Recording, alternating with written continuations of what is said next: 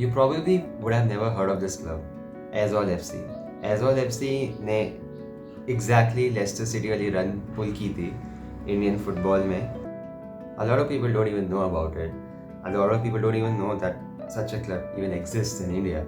So this entire video is all about how Aizawl FC ended up winning the league despite getting relegated in the season before.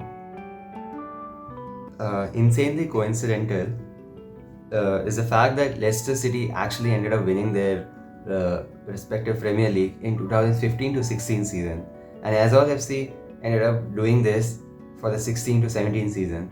So I don't know what was happening in that timeline in football universe, but there was just a lot of underdog victory going. Like a lot of underdog teams ended up winning throughout that time. So I don't know what to make out of that and what was going in that timeline, because Leicester City ended up winning Premier League in 2015 to 16 and Aizawl FC did that in 2016 to 17.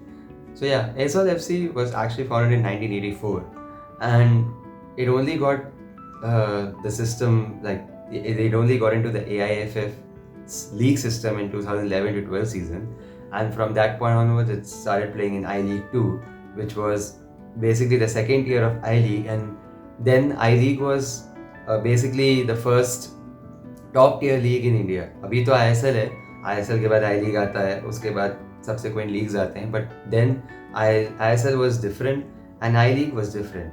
So I League का खुद का pyramid था, and usually it was considered that I League is the top premier league in India. So I League and I League 2. So technically they played in the second tier of Indian football then, and they ended up winning the 2014 to 15 season as well in I League 2, which was again a good run from them. And they got relegated in the next because they got promoted to I-League and they got demoted again in I-League in the 2015 to 16 season because of how poorly they played. Like, but there was no chance of them getting promoted back, but a lot of clubs pulled out for the 16 to 17 season, mostly a lot of Goan clubs, actually 3 Goan clubs, correct me if I'm wrong, pulled out from that season. And then Aizawl automatically got promoted back again. And then they ended up winning the league. So the crazy thing about this is, first of all, it was led by an Indian coach.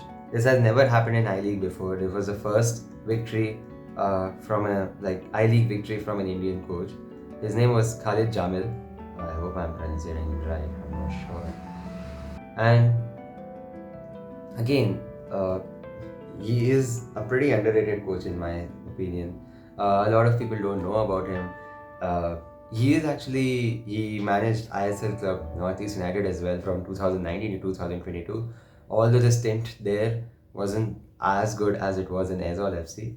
But yeah, he ended up winning the I-League with Aizawl FC, and it was because Aizawl didn't even have a very star-studded squad. If you look at the squad, they only had so I-League back then had a rule that I think it still has, that you can only have 4 foreign players, and of the 4 foreign players, one should be of from the AFC Confederation, right? So they only had 4 foreign players, and they usually played this formation of 4-4-1-1 or 4-2-3-1, where there was only one striker, lone striker on top, and usually it was supported by secondary strikers or wingers, or depending on how the game was going. But usually it was 4-4-1-1, and it did go to the last day because Mohan Bagan के साथ इन लोग का pretty much neck to neck था, that it went really unnoticed. अगर मैं अभी भी आपको कोई clips दिखाऊं उनके celebrations की, first of all I-League का उस समय broadcasting quality was so bad. I was trying to watch few of the games and I was not able to understand anything. So yeah, the striker's name was Kamo Stefani Bai. He was from Ivory Coast, as I mentioned. He was a top scorer. The keeper was Albino Gomes. They even had a Syrian midfielder who was actually pretty crucial for them. Actually, he played like Ahmed Jahu in ISL. Ahmed Jahu का आपने अगर game style देखा होगा, जैसा वो गोवा के साथ खेलते थे under what was it coach? Sergio Lobera, and again for Mumbai City जैसा खेलते थे. He played a pretty similar role the Syrian midfielder. His name was Mahmoud Al Amma, and yeah, they had pretty good team there. Like Jayesh Rane was there. Jayesh Rane was the second striker of the team, and he was on loan from the Chennai FC.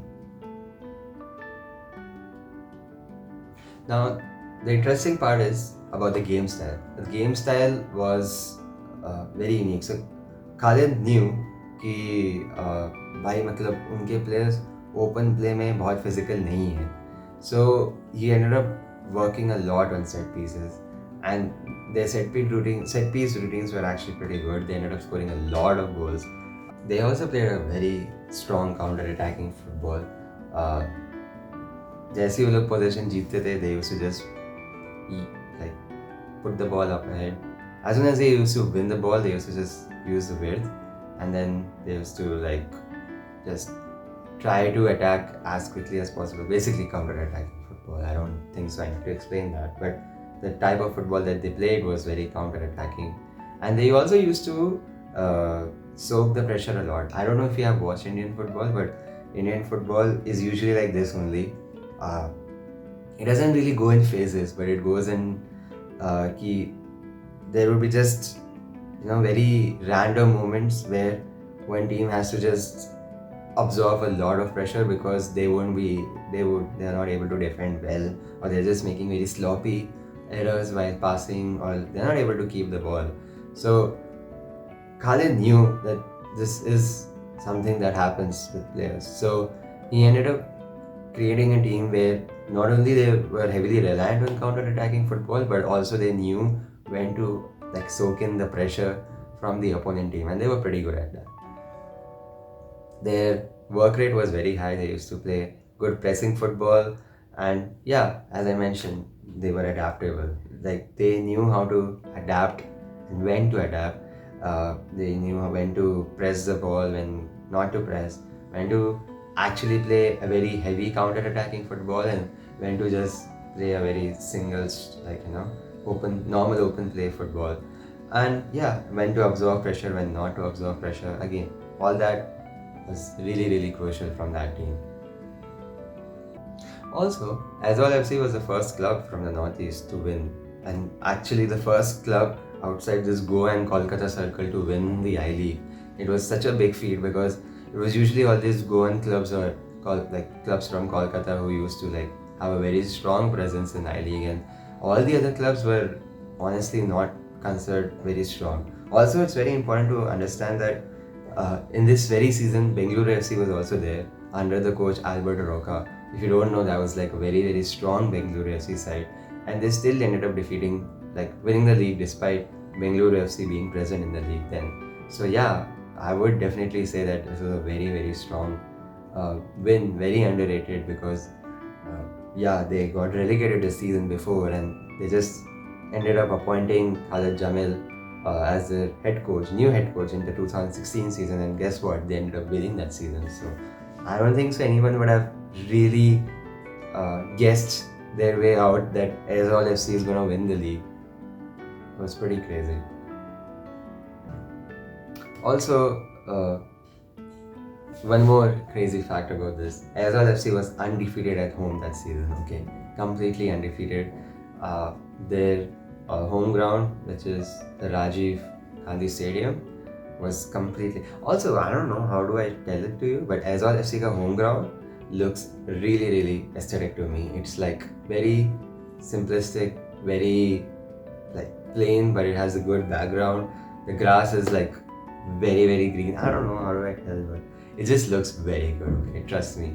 अगर मैं आपको images डाल देता हूँ, I think they would be already there, but it just looks really good. So yeah, that home ground was quite literally a fortress. They went undefeated at their home.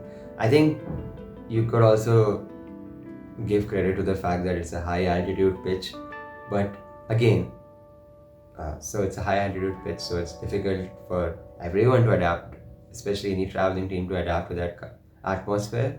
And players who are native to Mizoram or native to that area or know how to play at high altitudes would be, of course, better, and they would be able to adjust to such an environment easily. But again, I think it does deserve a mention, the fact that they were able to remain undefeated at home, and they played so well. So yeah, that's all. So yeah, I think that's pretty much it. I hope you guys did find this video interesting, and okay, so I hope you guys did find this video interesting, and let me know if you want to hear more stories like this from Indian football which went unnoticed, or even if people did know about it, they just didn't know the fact how poorly documented it is, or something like that. I don't know anything about Indian football. And yeah, subscribe to the channel if you're new. I'll be trying to be more consistent also. Yeah, I hope you did enjoy the video, and have a good day. Thank you. Bye.